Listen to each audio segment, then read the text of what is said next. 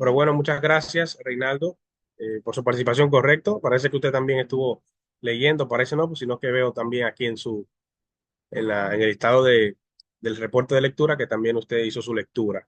Sí, la semana pasada estuvimos viendo que el tema de la creación, estuvimos viendo otros temas, algunas teorías de la creación y algunos temas que específicamente tienen que ver con el mundo y la creación.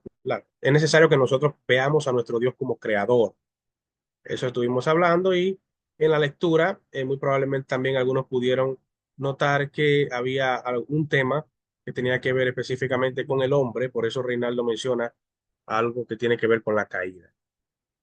No sé si hay alguien más que quiera hacer una aportación, además de Reinaldo. Amén, profesor. Buenas noches. ¿Me escucha, Buenas hermano? noches. Sí, Dios lo bendiga. amén, José. Adelante. Sí, hermano, de lo que usted nos enseñó en la semana pasada, me quedó algo muy claro y bonito también que lo he estado comentando en sí mismo.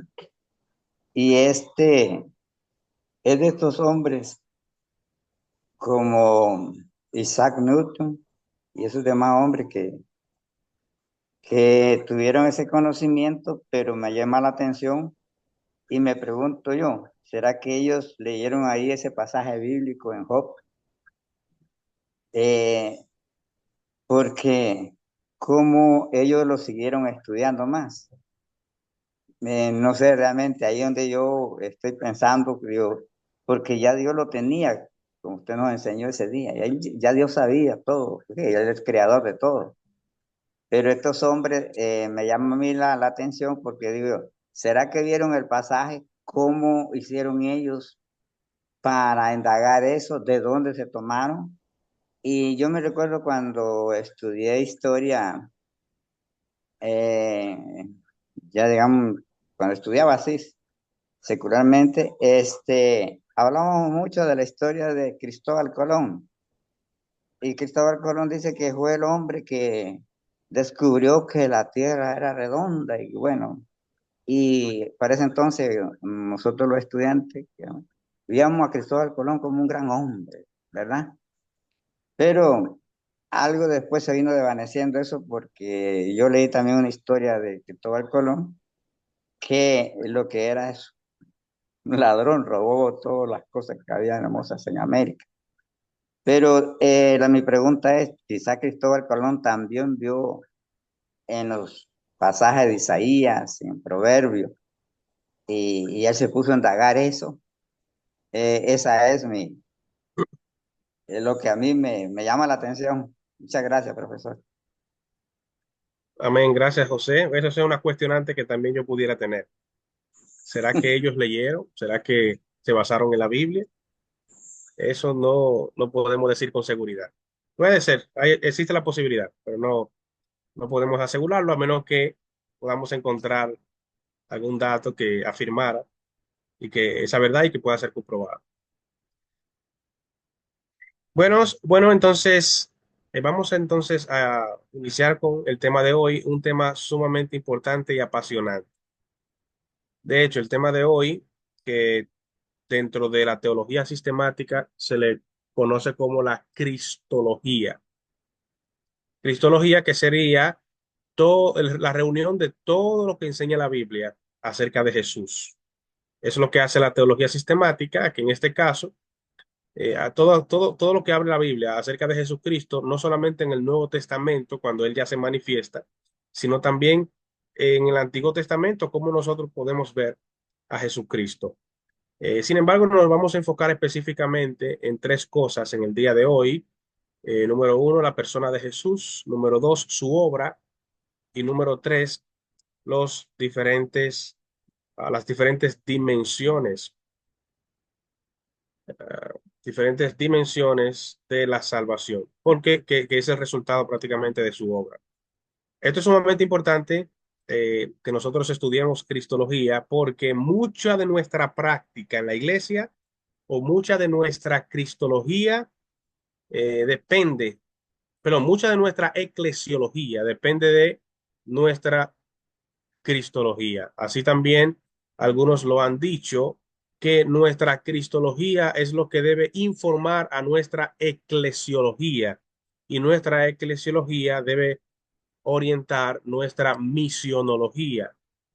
Muy probable más adelante ustedes van a ver algo que tiene que ver con temas de la misión en otra asignatura, la misionología. Pero primero todo debe partir desde nuestra cristología. O sea, nosotros hacemos iglesia de acuerdo a cómo nosotros vemos a Jesús. Nosotros debemos hacer iglesia de acuerdo a nuestra visión de Jesucristo. Y por eso es sumamente importante que se hable de esto. Como bien les dije, posiblemente, como hablar de Jesucristo es algo muy extenso, nosotros vamos a basarnos en esos tres aspectos que yo mencioné anteriormente, que de hecho son los tres aspectos que Justo González resalta en su libro, Introducción a la Doctrina Cristiana. Vamos a ver por aquí, para que nos permita presentar. Ok, aquí. Me imagino que ahí se puede visualizar. Ok, Introducción a la Teología. Esta es la pregunta que tratamos de responder y que Justo González también inicia este capítulo del libro haciendo, ¿quién es Jesucristo? Y esta es una pregunta que no solamente debemos hacérnosla nosotros, sino que muchas personas también se la hacen que no son necesariamente cristianos. ¿Quién es Jesucristo? Algunos tratan de estudiar a Jesucristo como un hombre que existió, ¿verdad?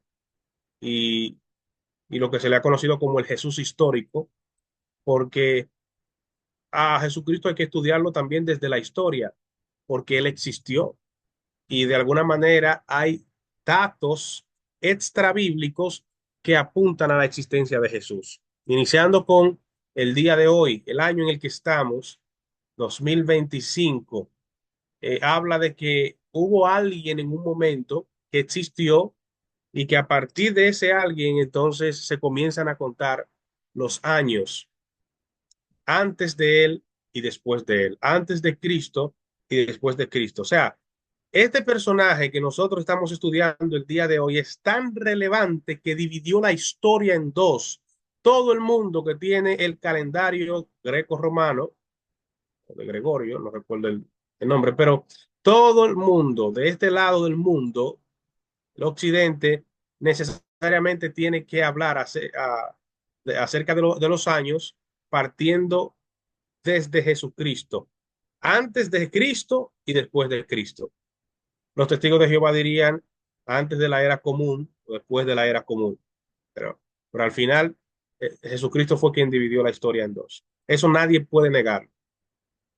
Estudiando el Jesús histórico podemos encontrar personajes, historiadores de, de ese tiempo primitivo de la iglesia o que existieron para esa fecha que pudieran de alguna manera hacer alguna, alguna referencia a Jesucristo y los seguidores de él. Podemos encontrar a un Flavio Josefo, a Papías, son personajes, ¿verdad?, que en algún momento citan a Jesucristo, evidenciando que él existió. O Flavio Josefo como un historiador no cristiano que menciona de manera despectiva a Jesucristo en un momento, y porque él escribía al emperador romano y mencionaba a Jesucristo o a los seguidores de un tal Cristo, ¿verdad? Como si fuera una plaga que crecía. Sí, prácticamente eso es lo que se mencionaba. Pero no solamente eso, nosotros necesariamente tenemos que apuntar al Jesús histórico por muchas referencias que están fuera de la Biblia. Eso es innegable, la existencia de Jesucristo, y se puede hablar acerca de él históricamente. Sin embargo, lo que nosotros vamos a enfocar el día de hoy no tiene que ver con el Jesús histórico, sino con lo que nos enseña la Biblia acerca de Jesús, que es nuestra cristología. ¿Quién es Jesús? ¿Jesús simplemente fue un hombre? No, ¿verdad? Nosotros ya conocemos como miembros de la Iglesia de Dios de la Profecía que tenemos una tradición pentecostal clásica wesleyana. Esa tradición pentecostal clásica wesleyana tiene sus razones. Nosotros somos pentecostales clásicos porque apuntamos al Evangelio quíntuple y nosotros creemos que Jesucristo salva, ah, que Jesucristo salva, que Jesucristo santifica, que Jesucristo bautiza con el Espíritu Santo, que Jesucristo sana y que Jesucristo viene pronto. Nosotros creemos esas cinco verdades acerca de Jesús y por eso se nos atribuye, ¿verdad? Nuestra, nuestro pentecostalismo en un evangelio quíntuple. Somos evangélicos clásicos y wesleyanos porque nuestra profundidad con el tema de la salvación, que hoy vamos a ver un poco sobre eso, proviene del énfasis y la profundidad que trae Juan Wesley a la historia.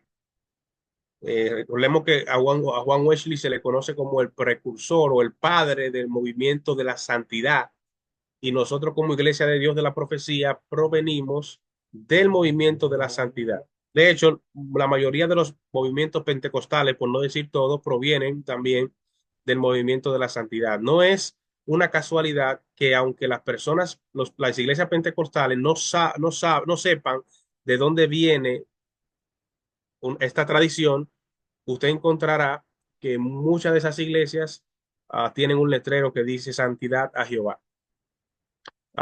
Ellos quizás posiblemente encontraron eso, no sabe de dónde viene eso, la mayoría, sin embargo, eso tiene que ver con esta influencia del movimiento de la santidad que fue como resultado del ministerio de Juan Wesley. Entonces, nuestras creencias no son neopentecostales, nuestras creencias son pentecostales, basado en un pentecostalismo clásico wesleyano, porque hay algunos elementos también que tienen que ver con el proceso de salvación que también nacen de la cosmovisión que nos presenta Juan Wesley. Si nos da el tiempo, al final, en el último punto, vamos a tratar un poco sobre eso. Bien, Justo González nos dice en su libro, sin lugar a dudas, el centro de la fe cristiana es la persona de Jesucristo, de quien toma hasta el nombre mismo de cristianismo. Y ya que lo llamamos Salvador, ¿cómo es que Él nos salva?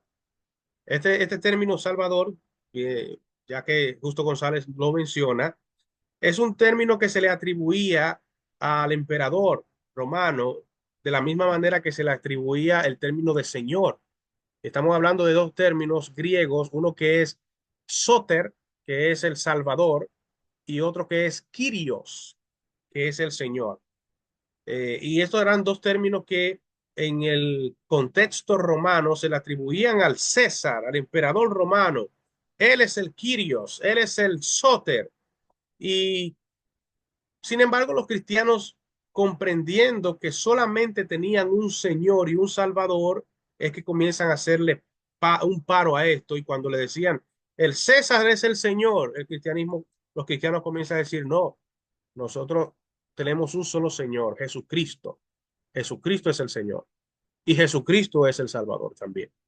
Entonces, esta es la dinámica que comienza a traer el cristianismo para tener un punto de contacto con la cultura de ese momento y para hacerle entender, no, espérese, aquí el único que manda en nosotros y el único que nos salva se llama Jesucristo. Y dice Justo González aquí, ¿cómo es que Él nos salva? Eso lo vamos a ver un poquito más adelante. Primero vamos a hacer un enfoque en la persona de Jesús. Esta imagen que está aquí, no sé de dónde proviene, pero es una imagen que puede ilustrarnos, ¿verdad? Las tres personas de la Trinidad teniendo en el fondo atrás al Padre, en el medio Jesucristo como el Hijo, y en forma corporal como de paloma, como bien lo describen los evangelios, cuando se manifiesta el Espíritu Santo. Tenemos la tercera persona de la Trinidad, no por ser la de menor importancia, ¿verdad? Sino por su manifestación, ¿verdad? En, para con la iglesia, a cada uno de nosotros. Ah, no que el Espíritu Santo sea una paloma, sino que cuando se presenta en el bautismo de Juan, dice que descendió en forma de corporal como de paloma. O sea, no necesariamente era una paloma, sino que esa era la forma que tenía. Aquí vemos entonces la persona de Jesús. Hay muchas discusiones, ¿verdad?, que surgieron en el cristianismo sobre la persona de Jesús, que eso trajo un debate que al día de hoy permanece sobre la naturaleza de Jesús. Porque cuando los apóstoles mueren, que eran los discípulos de Jesucristo, y que ellos dejan escritos, creo que una de estas semanas mencionaba algo sobre eso, y que ellos dejan escritos y que quienes quedan son los discípulos de los apóstoles o los seguidores de los apóstoles directos, ¿verdad? Surgen preguntas que ya no pueden ser respondidas por los apóstoles porque ya no están, y se basan en la revelación escrita de Dios que ellos tienen. Y comienzan a surgir preguntas sobre la naturaleza de Jesús. ¿Era Jesucristo Dios? ¿Era hombre? ¿Tenía las dos naturalezas? ¿Era mitad hombre, era mitad Dios? ¿O era perfectamente hombre, perfectamente Dios? O como algunos han dicho, eh, eh, completamente hombre o completamente Dios, entendiendo que el término de por ciento, cuando se dice 100% hombre, ya el término de por ciento es una categoría humana que pudiera limitar eh, lo que realmente la plenitud de Dios. Entonces, o él completamente Dios y completamente hombre, o divinamente Dios y divinamente hombre. En fin, que todo un debate que surge para el principio de la iglesia cristiana acerca de la naturaleza de Jesús y que nosotros, como miembros de la iglesia de la profecía, proveniente de nuestra tradición y que tiene un fundamento arminiano, ¿verdad? Profundizado por Juan Wesley, por supuesto. Nosotros creemos que Jesucristo, de hecho, nuestra declaración de fe así lo proclama, que Jesucristo es, tiene dos personas, eh, perdón, es una persona que tiene dos naturalezas, esa es la palabra. Jesucristo es una persona que tiene dos naturalezas, una naturaleza divina y una naturaleza humana. Es Dios, ¿verdad? Que quien es tres personas. Dios, tres personas. Y de hecho, interpretando esto, este Dios trino, surgieron también diferentes herejías que nosotros también deberíamos conocer. Dentro de esas herejías está lo que se conoce, uh, quisieron establecerle jerarquía a Dios. Es decir, el modismo fue una de esas herejías, haciendo entender que Dios, que Padre, Hijo y Espíritu Santo eran tres manifestaciones diferentes del mismo Dios. Un solo Dios que en un momento se manifiesta como Padre, luego se manifiesta como Hijo y luego se manifiesta como Espíritu Santo. Esto es lo que se conoce como modismo, pero esto se declaró como una herejía porque entonces quitaba el hecho de que son tres personas y acentuaban que era una única persona que se manifestaba de una manera en un momento, de otra manera de otro momento y en otra manera de otro momento. Entonces es como si fuera una máscara que se ponía de acuerdo a las circunstancias y esto fue declarado como una herejía. Luego entonces sale también la enseñanza de que cada una de las personas de la Trinidad viven como en una especie de jerarquía donde el Padre es superior al Hijo y el Hijo es superior al Espíritu Santo. O sea, que estos dos últimos tienen un papel más pequeño y tienen una jerarquía menos importante en la Trinidad. Y eso también fue otra herejía que, que fue considerada de esa manera. En fin, algunos comenzaron a hablar de que Jesucristo no es Dios, sino que fue la primera creación de Dios. Y esto fue sustentado o sostenido por Arrio, de donde sale el movimiento del arrianismo. Ustedes deberían conocer en historia sobre esto, el arrianismo. De ahí surgen movimientos como que, aunque ellos lo nieguen, pero es la misma enseñanza que tienen, por ejemplo, el movimiento de los estudiantes de la Biblia, que más adelante se conocieron como testigos de Jehová. Esa es su percepción acerca de Jesús no necesariamente igual a Dios, como nosotros lo declaramos, sino una persona inferior. Es un ser humano, ¿verdad? Que de alguna manera fue enviado por Dios y se le considera hijo de Dios. Pero bueno, acerca de esta persona de Jesús, tenemos algunas cosas que decir. Lo primero es que resulta evidente que el Nuevo Testamento nos presenta a un Jesús que es mucho más que un ser humano, por muy especial que ese ser humano sea. Esto se ve claramente en el primer capítulo de Juan, donde se nos dice que el verbo era desde el principio con Dios y que era Dios y que entonces se hizo carne. Desde ahí nosotros estamos viendo que no es una persona normal o común y corriente como nosotros. Hay algo más en él que de hecho Juan estaba ahí contrarrestando también el movimiento gnóstico para su fecha, que ellos entendían que Dios no podía tocar carne porque la carne, lo material, es inmundo y Dios es puro y Dios no tiene que ver nada con lo material y ni siquiera lo toca lo material. Porque para los gnósticos en ese tiempo, lo que el cuerpo, la materia, eso era muy inmundo para que Dios estuviera cerca. Y el hecho de Juan decir, no solamente, no decir únicamente que Dios vino a la tierra, sino decir que Dios se hizo carne, entendiendo el gnosticismo que la carne es algo inmundo, eso no cabía en la mente del gnosticismo, porque el gnosticismo era un movimiento peligroso dentro del cristianismo, incluso dentro de la iglesia, o que al principio hizo presión en la iglesia y que luego también se introdujo en la iglesia. Este movimiento gnóstico rechazaba que Jesucristo haya venido en carne y por eso es que Juan también en una de sus cartas, epístolas, menciona esto de que descierran los espíritus para ver si son de Dios, y decía que si alguno dice que Jesucristo no vino en carne, ese espíritu no es de Dios. También contrarrestando este tipo de movimiento gnóstico.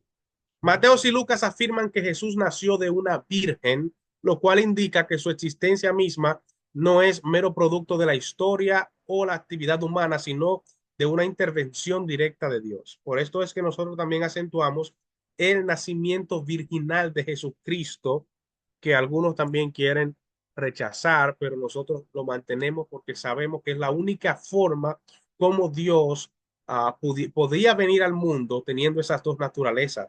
Un milagro tenía que ocurrir. No podía el ser humano de manera natural, como se procrean los seres humanos, traer al Hijo de Dios aquí al mundo y que se produjeran dos naturalezas. No, necesariamente tuvo que ser de esa manera virginal para que se diera la posibilidad de que Jesucristo tuviera una naturaleza divina y una naturaleza humana. Mateo también lo declara igual a Dios cuando en el Sermón del Monte Jesús dice repetidamente, oísteis que fue dicho, mas yo os digo. O sea, en otras palabras, Dios dijo en el Antiguo Testamento, el Padre dijo en el Antiguo Testamento, no adulterarás.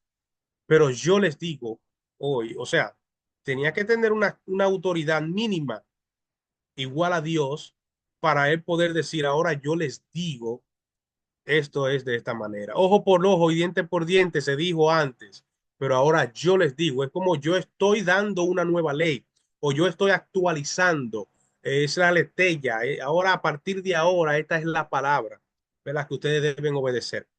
Ya. Esto es sumamente interesante que Jesucristo haga este tipo de declaración mostrándole que él tiene la autoridad para hacerlo. Esto no puede ser o no puede venir de un hombre simplemente. Tiene que venir de alguien que realmente es Dios o es un mentiroso o estaba loco. Una de las tres. Sin embargo, no estaba loco ni era un mentiroso porque nosotros lo sabemos. Es decir, él necesariamente tiene que ser Dios. Entonces, lo que había sido dicho, lo había dicho Dios, y ahora Jesús, debido a su autoridad divina, se atreve a añadirle a las antiguas palabras de la ley de Dios. En varios pasajes, dice Justo González del Nuevo Testamento, Jesús muestra tener una relación especial con Dios, a quien llama Padre, y llega a decir que el Padre y yo somos uno.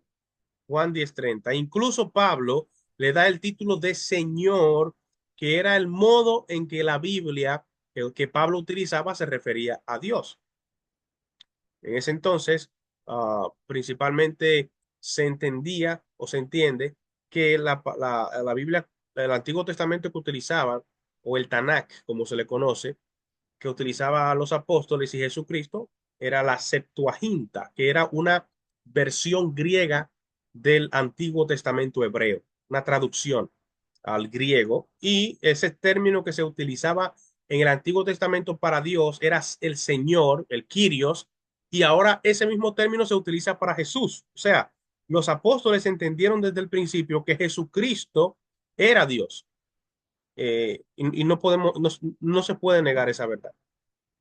Segundo, en el Nuevo Testamento Jesús no se nos presenta como un mensajero extranjero, sino que vino a lo suyo. Lo vemos en Juan 1:11. Y su venida se estuvo preparando por algo, por largo tiempo. Dice, parte del propósito de las genealogías que aparecen al principio de Mateo y de Lucas es precisamente afirmar esto. Carla Martínez tiene la mano levantada. Adelante, Carla. Buenas noches, Dios les bendiga, espero que se encuentren bien. Bueno, tenía una pregunta. Yo había leído o escuchado por ahí, no sé qué tan cierto sea esto, pero de que en el tema de los judíos, bueno, y todo lo que había pasado cuando se estaba haciendo todo el movimiento de Cristo, ¿verdad? A ellos les molestaba más el término que Jesús utilizaba como hijo del hombre, no como que él se proclamaba que era hijo de Dios. No sé si estoy en lo cierto, ¿verdad? Y mi otra pregunta es, ¿de qué se refiere esto al hijo de hombre? ¿Se refiere a José, su padre, o tiene algún otro como significado en sí, ¿verdad? Entonces, por ahí están esas dos preguntas. Muchas gracias. Gracias. Carla fue el nombre, ¿no fue? Sí, sí, si vieras Carla, que Dios de te hecho bendiga. iba a decir que no salgo en la lista también, pero sí había hecho, ¿verdad? Las intervenciones, entonces. Mire, hay un pasaje en Daniel capítulo 7 que habla específicamente de esta figura divina que descendía del cielo, que tenía rostro como de hombre. Conocerá la historia. Déjame ver si veo el pasaje. Ah, ok, creo que aquí está el pasaje. Dice Daniel 7 de 13 y 14. Dice, miraba yo en la visión de la noche y he aquí con las nubes del cielo venía uno como hijo de hombre, que vino hasta el anciano de días y le hicieron acercarse delante de él y le fue dado dominio, gloria y reino para que todos los pueblos, naciones y lenguas le sirvieran. Su dominio es dominio eterno, dice, un asunto de eternidad, uh, que nunca pasará y su reino uno que no será destruido. Este personaje divino que desciende del cielo, que es conocido como un hijo de hombre, así dice Daniel, es una figura divina, que los judíos entendían que ese personaje necesaria, o sea, era Dios, porque esa figura divina como se le presenta, que reinará para siempre de manera eterna, es una figura que está relacionada a nuestra deidad como cristianos. En el caso de los judíos, ellos entendían que eso, un Dios, era parte de la deidad de Dios. Entonces, al Jesucristo decir que vino, que Él es el Hijo del Hombre, eso era algo que lo irritaba y decía, o sea, tú mismo te estás haciendo Dios, o sea, tú mismo te estás haciendo Dios cuando está hablando de que Él es el Hijo del Hombre. Entonces, esto no necesariamente estaba apuntando a que él era hijo de José, sino a esta figura divina a la cual hace referencia Daniel 7. Y por eso era que eso realmente le molestaba a los judíos, porque entonces le decían a él que tú mismo te haces Dios. Eh, y Jesucristo en más de una ocasión habló de utilizando esta terminología refiriéndose a él mismo. Hay algunas literaturas judías fuera de la Biblia que hablan acerca de esta figura.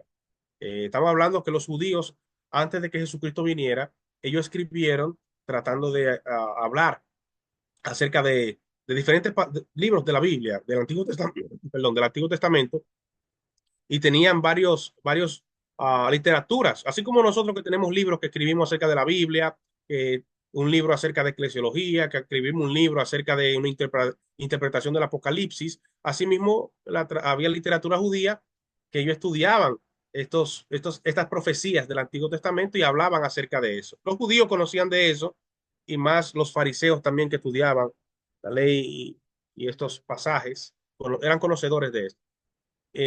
Y por esa razón era cuando Jesucristo se atribuía ese título del Hijo del Hombre, ellos eso les irritaba y les molestaba porque decían, tú mismo te haces Dios. O sea, ya eso es una razón suficiente para que nosotros podamos declararte como un falso profeta. Tú te crees el Hijo de Dios. No sé si con eso le respondo. Sí, perfecto. Muchísimas gracias. Y ahora sí, más claro. Gracias. Y de hecho puede buscar más información al respecto, solo que hay que tener cuidado, ¿verdad? De las fuentes que se utilizan para buscar.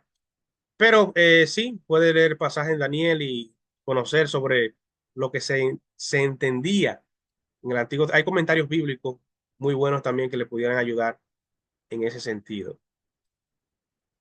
Entonces, bueno, si no hay más preguntas ahora mismo, vamos a continuar con la presentación. Pastor, pastor, Dios le bendiga.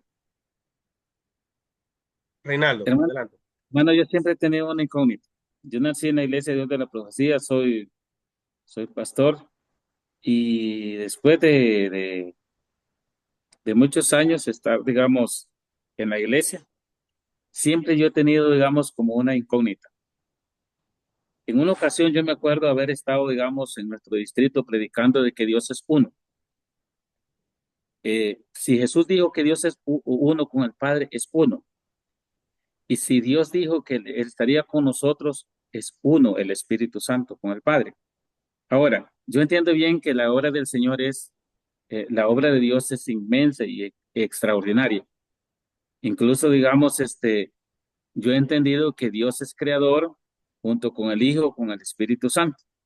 Desde el principio de la creación, vemos Padre, Hijo y Espíritu Santo en función. O sea, yo lo he visto así, digamos, desde el Génesis 1, y después en Juan 1, y después en Hebreos 1. Entonces la pregunta es con respecto a esto. Si yo creo que fue en Efesios o fue en un lugar ahí que se llama ¿cómo es que se llama este lugar? Donde se les llamó primeramente a cristianos, a los evangélicos, por decir de alguna Antioquía. manera, fue en Antioquía. ¿Por qué se le sigue dando seguimiento de que los evangélicos, los seguidores de Cristo son cristianos? Si por ende, digamos, después del 325, lo que hubieron fueron concilios de hombres, fueron estudios Se totalmente desconectó un humanos. poco, Reinaldo, la pregunta. ¿Por qué se le sigue dando seguimiento? Creo ¿Por que qué a se le partir de sigue ahí. dando ¿No? seguimiento a los cristianos? Decir que nosotros evangélicos somos los primeros cristianos, por decir de alguna manera, pero ¿por qué se le tiene que dar seguimiento siempre a la historia del ecumenismo de Roma? ¿Me explico? Porque no Re- tiene nada que ver con los discípulos. Necesito, digamos, yo un punto ahí de partida para entender el alcance y el poder de lo que es el evangelio y lo que es, digamos, la directriz de un gobierno Estoy teniendo un político. poquito de Eso era lo dificultad para que era comprender su pregunta. Roma. Eh, no, sí.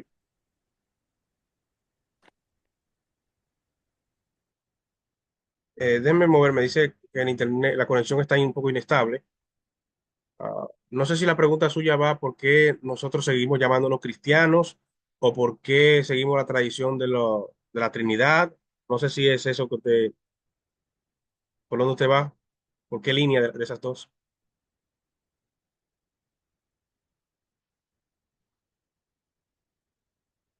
Reinaldo, creo que su micrófono se apagó.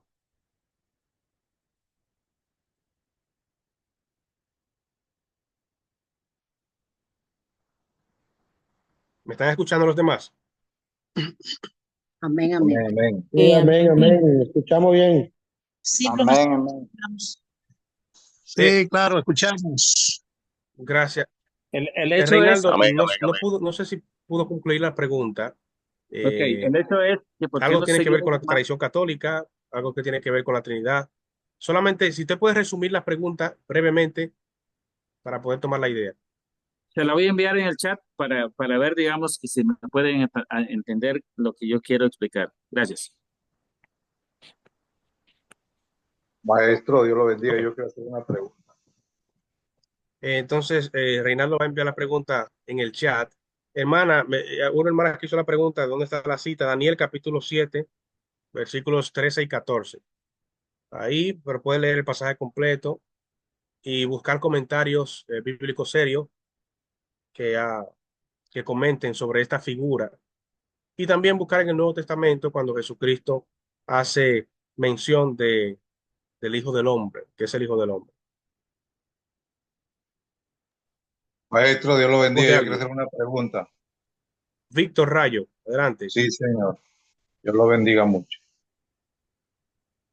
Usted estaba hablando acerca de la Trinidad, Padre, Hijo y Espíritu Santo, un solo Dios. Mi Bueno, pregunta Víctor, yo es, no sé si porque hay soy yo muchos que que tengo el hablan, internet mal, pero no le estoy escuchando. que usted habló Se está acerca de Padre, entrecortando. Hijo y Espíritu Santo. ¿Me escucha? Sí, pastor, sí se le Escuché Espíritu escucha. Santo. Me está hablando de Padre, Hijo y Espíritu Santo. La Biblia habla de Padre, Hijo y Espíritu Santo, un solo Dios. Mi pregunta es, ¿existen las tres personas o cómo es la cosa?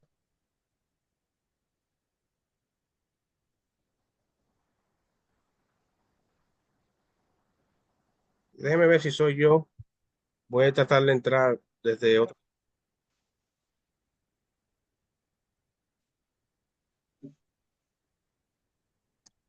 Existe un solo Dios y, y que son tres personas. O sea, la deidad, o sea, Dios existe eternamente en tres personas, Padre, Hijo y Espíritu Santo. Por eso es que en el Concilio de Nicea se le conoce. Ok, vamos a ver si me permite entrar desde el celular, que posiblemente el internet esté mejor. A ver,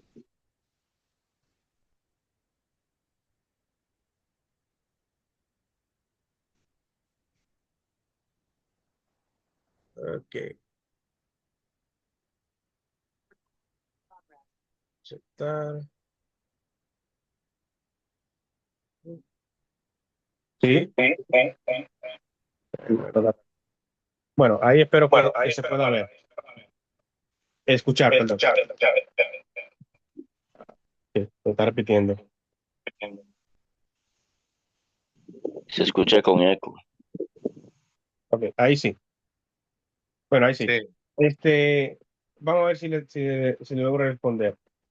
Existe Dios, que de hecho nosotros, aunque estemos limitados para poder conocerle, la forma como nosotros vemos la Trinidad es que Dios existe eternamente en tres personas, Padre, Hijo y Espíritu Santo. Es el mismo Dios, un único Dios, porque no estamos hablando de tres dioses, sino un único Dios, eh, que existe eternamente en esas tres personas. Sin embargo, el Padre no es el Hijo no es el Espíritu Santo y el Espíritu Santo no es el Padre. Ahí es donde está el meollo del asunto, que para nosotros esto, poder explicarlo, algunos tienen que utilizar algunas analogías o utilizar algunas figuras como por ejemplo el tema del agua en sus tres estados, de sólido, líquido y gaseoso, pero que sigue siendo H2O, aunque esté en su estado de vapor, sigue siendo H2O, aunque esté en su estado sólido como hielo, sigue siendo H2O, y aunque esté en su estado líquido, sigue siendo H2O. Sin embargo, esta forma de tratar de explicar a Dios pudiera llevarnos a ver a Dios como el modismo, que simplemente son como máscaras de Dios.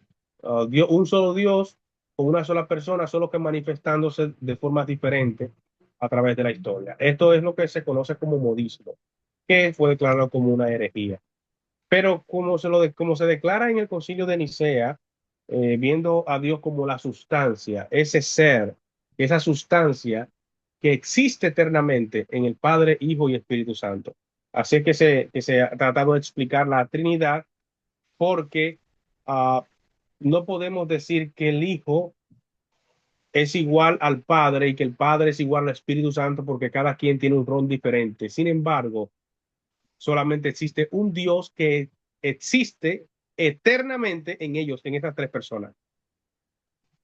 Cuando Jesucristo dice el Padre y yo somos uno, ¿verdad? Jesucristo cuando estaba aquí le oraba al Padre, pero Jesucristo dice yo, el que me ha visto a mí ha visto al Padre.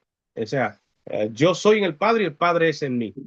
Estos son verdades que están en la Biblia, que se declaran y que, aunque para nuestra mente finita o limitada, es un poco difícil de entender y quizás nosotros nunca en nuestra vida entendamos a cabalidad la naturaleza plena de Dios y la dinámica entre Padre, Hijo y Espíritu Santo. Lo que sí debemos entender es que existe un solo Dios y debemos entender que Jesucristo es Dios, que lo vamos a ver posiblemente en breve. ¿Por qué nosotros podemos decir que Él es Dios? Que el Espíritu Santo es Dios. ¿Y por qué podemos decir que el Espíritu Santo es Dios? Pero que los tres son uno, como lo declara, ¿verdad? Nuestra tradición y como nosotros lo hemos sabido por lo que nos revela la Biblia. Eso es una verdad. No podemos sacarlo de la Biblia. Dios, Jesucristo es Dios. La primera, y la iglesia primitiva lo adoró como Dios. Y la Biblia nos muestra que Jesucristo es Dios. ¿De qué manera nos lo muestra? Bueno, Jesucristo comparte los atributos incomunicables de Dios, porque solamente Dios puede ser omnipotente, solamente Dios puede ser omnisciente, solamente Dios puede ser eterno, solamente Dios puede ser omnipresente, dije, omnipotente, omnisciente. Miren cuando Jesucristo llegaba a los lugares que dice que él conocía los pensamientos de ellos, porque Jesucristo sí lo sabía todo. Y el Espíritu Santo, dice la palabra de Dios, que conoce también todo la mente de Dios, porque escudriña, ¿verdad?, hasta los secretos más profundos de Dios. Eso nos dice la Biblia acerca del Espíritu Santo. Pero si hablamos de su omnipresencia, Jesucristo dice que donde quiera que haya dos o tres reunidos en su nombre, ahí Él estará en medio de ellos. Eso habla de omnipresencia. De hecho, cuando Jesucristo se encuentra con Natanael, le dice, hay aquí un verdadero israelita en el cual no hay engaño, le dice. Y cuando él le dice, ¿y de dónde me conoces? Jesucristo le dice, yo te vi cuando tú estabas debajo de la higuera. Jesucristo no estaba ahí, pero lo vio. O sea, Jesucristo sí podemos probar bíblicamente de que estaba en todos los lugares, era omnipresente, es omnipresente, es todopoderoso. ¿Quién es este que aún al viento y el mar le obedecen? O sea, que pudo resucitar y usted dirá, pero fue el Padre que lo resucitó por medio del poder del Espíritu Santo. Sí, pero usted encontrará declaraciones cuando él dice, yo pongo mi vida y yo mismo la vuelvo a tomar. O sea, nosotros no podemos negar que esas verdades están en la Biblia y por eso tenemos que, de alguna manera, tratar como seres humanos de interpretar la forma como Orígenes, que decía Reinaldo ahorita, que viene de la tradición católica. Orígenes es el primero que plantea el tema de la Trinidad y luego entonces se hace teología, porque ¿qué es lo que hace la teología? Es reunir los recursos que nos muestra la Biblia para presentar un concepto teológico, por decirlo de alguna manera. Y él presenta esto de la Trinidad, solo que surgieron personas hablando diferentes cosas que no encajaban realmente en lo que sí revela las Escrituras y lo declararon como herejía. Hoy nosotros, ¿por qué seguimos una tradición católica en ese sentido de la Trinidad? Posiblemente con algunas mejoras o como sea. Bueno, es que nosotros somos parte de una iglesia universal. Y posiblemente vamos a ver ahorita, ah, vamos a ver, no ahorita, sino en una de las próximas clases acerca de la iglesia, cómo vive la iglesia. Y, y, y tenemos que hablar de la catolicidad de la iglesia. Estamos hablando de que la iglesia es universal. Nosotros somos católicos no porque pertenecemos a la iglesia católico romana, sino porque somos una iglesia universal, un cuerpo universal de Jesucristo. Pero bueno, yo algunos riéndose por ahí, no sé quién está pasando algo por ahí. Pero quizás no vaya a responder 100% a su pregunta, pero quizás trate de comunicarle la idea de por qué nosotros tenemos algunos conceptos parecidos a los de la Iglesia Católica con sus diferencias. La pregunta de Reinaldo ahorita era, ¿por qué nosotros tenemos que seguir las tendencias de los concilios ecuménicos si el evangelio es uno y nada tiene que ver con las reuniones de grandes concilios que se relacionan en política. Eh, Todavía no comprendo del todo la pregunta, pero nosotros vamos a tener coincidencias con la Iglesia Católica, a pesar de que nosotros salimos de ella por el tema de la reforma. Y parte del credo niceno que declara: yo creo en un solo Dios, Padre Todopoderoso, Creador del cielo y de la tierra, de todo lo visible y lo invisible. Creo en un solo Señor Jesucristo, Hijo único de Dios, nacido del Padre antes de todos los siglos.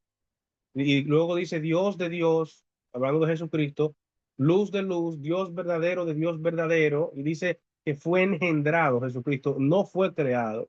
Y que es de la misma sustancia, la misma naturaleza del Padre. Utiliza el término ahí, homoousios, para referirse que Jesucristo no es una esencia distinta, no, es la misma esencia del Padre. Y sigue hablando de Jesucristo, por quien todo fue hecho y por nosotros los hombres, y nació de María la Virgen, y luego por obra y gracia del Espíritu Santo se encarnó ahí, ¿verdad? Y luego murió y fue resucitado, fue crucificado, muerto y sepultado. En el tiempo de padeció ante Poncio Pilato, y después dice que resucitó al tercer día. O sea, es una declaración de fe que hace la Iglesia Católica en el credo, y nosotros compartimos eso. Y nosotros compartimos sobre el Espíritu Santo. Dice que es Señor y dador de vida. Nosotros creemos en eso. Dice que procede del Padre y del Hijo, y que con el Padre y el Hijo recibe una misma adoración y gloria. Y también dice el Espíritu Santo que habló por medio de los profetas. O sea, esa es una declaración que nosotros también la creemos. Por el hecho de que provenga de la Iglesia Católica no significa que vamos a rechazarlo simplemente por eso, sino que nosotros tenemos una tradición que en algún momento nos dividimos, y que luego entonces ellos incorporaron a su adoración cosas que realmente nosotros no compartimos. Por eso se hizo la Reforma Protestante. Uh, pero bien, eh, espero, dice la hermana Francisca, muy buena explicación. Espero haberle dado por lo menos alguna ilustración de por qué nosotros tenemos que hablar necesariamente de la naturaleza de Jesucristo. Porque cuando le adoramos, ¿verdad?, necesitamos declarar lo que nosotros creemos acerca de él. Y de hecho, la doctrina, que es la interpretación humana acerca de Dios, y lo que dice en su palabra, la doctrina nos da identidad.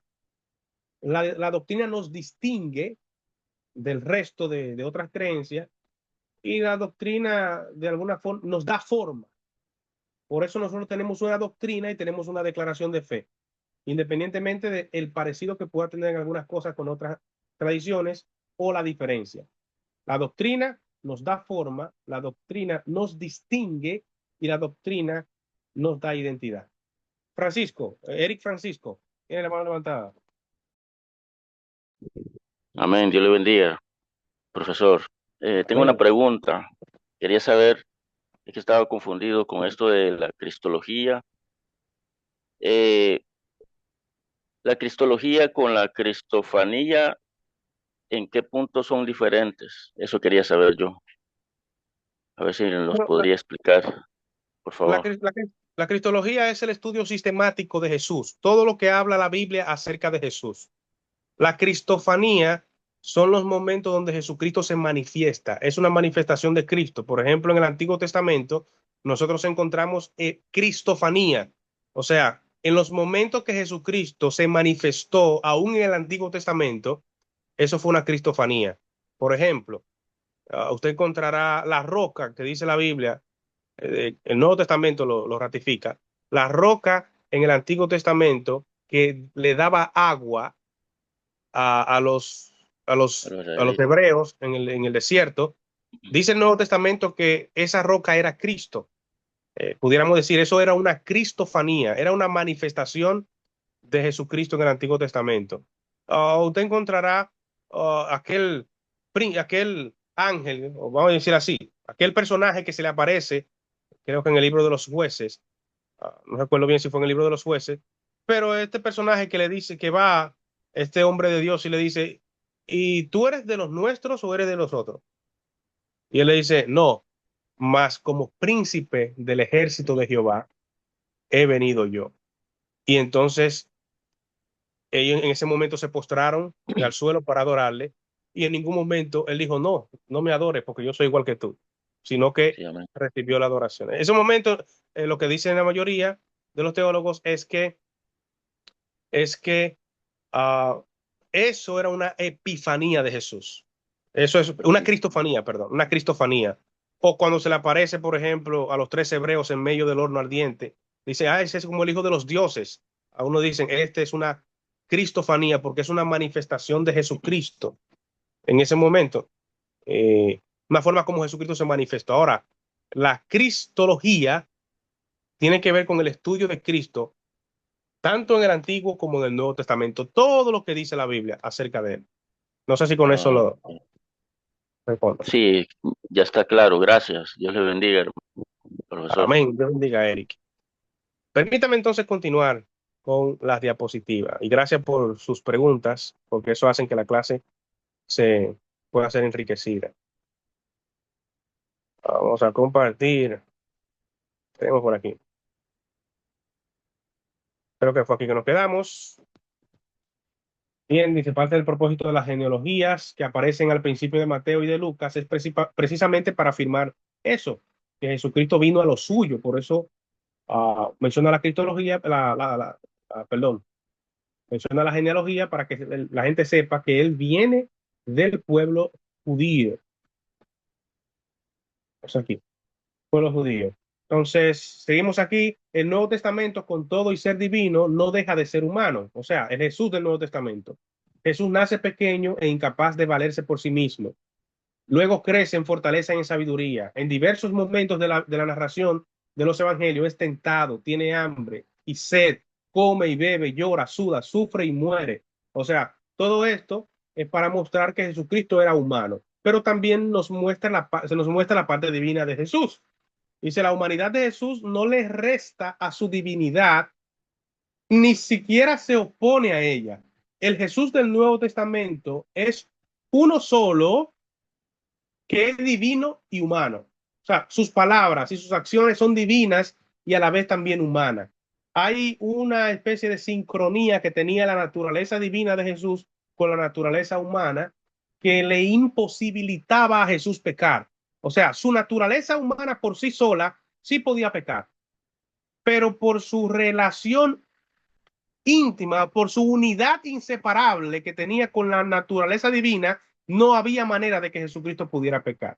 Esas son de las partes que nosotros quizás se nos hace un poco difícil de entender, pero es que independientemente de que Jesucristo fuera tentado como humano, porque fue tentado como humano en todo, usted diría, pero Jesucristo pudiera pecar. Bueno, si su naturaleza humana estuviera sola, habría posibilidad, pero como estaba uh, inseparablemente unida a su naturaleza divina no le iba a permitir hacerlo.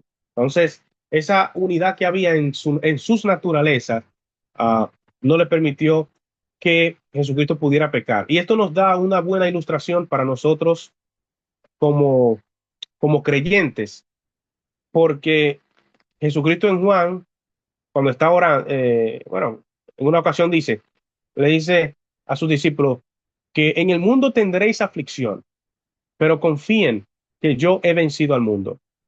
Algunos dicen, bueno, como él venció, nosotros también venceremos, pero eso no tiene que ser necesariamente así, porque no es porque él lo hizo, yo también lo voy a hacer.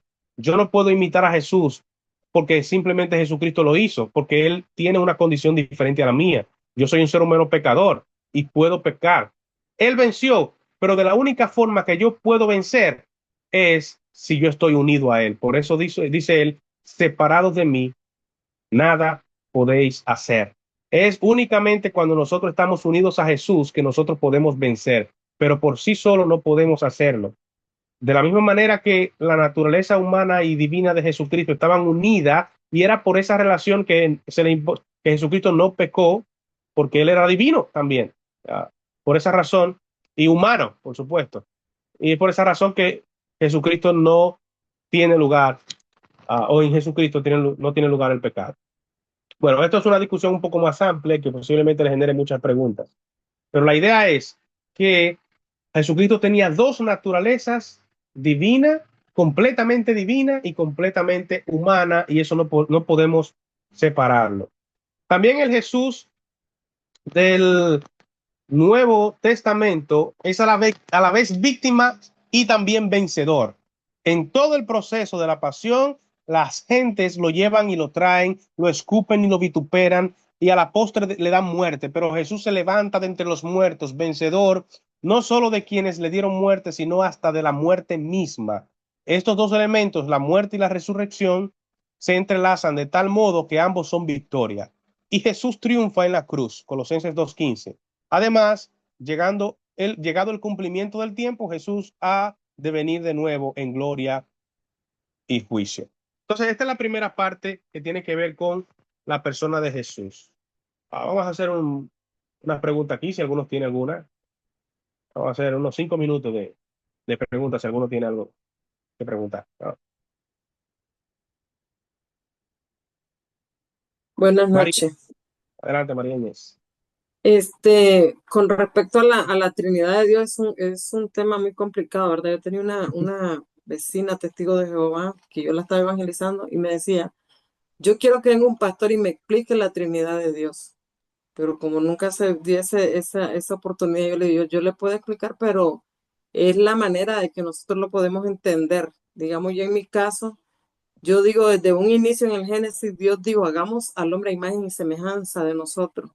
Entonces, siempre digo, nosotros somos tripartitos, alma, cuerpo y espíritu. El cuerpo es el que queda cuando uno se muere, el espíritu va a Dios y el alma va a un lugar de descanso, porque así lo dice la escritura. Entonces, y somos uno solo nosotros. Entonces yo digo, no sé si estoy mal, errando mal en mi concepto, cómo pienso que es la Trinidad de Dios.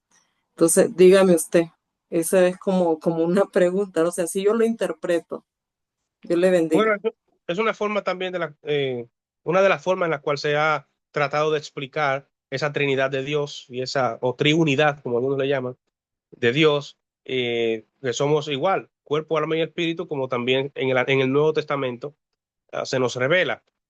Es una de las maneras de poder tratar de explicarlo. Sin embargo, a pesar de que nosotros tratemos de buscar mil maneras de explicarlo, siempre nuestra naturaleza humana se va a quedar corta. Y eso es posiblemente algo que Dios ha permitido que sea así para que al final también nosotros tengamos fe y dependamos de eso, en confianza de lo que Él nos ha dicho, ¿verdad? En alguna medida Dios nos deja una brecha para darle lugar a la fe.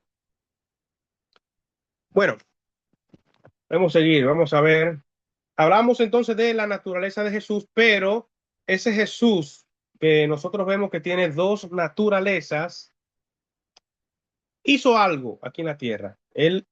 Y por eso es necesario que hablemos de la obra de él, no solamente de quién es él como persona, sino de la obra de Jesús, de Jesucristo, y que Justo González también nos habla, saca un apartado para esto. Cuando hablamos de la obra de Jesús, estamos hablando específicamente de lo que él hizo.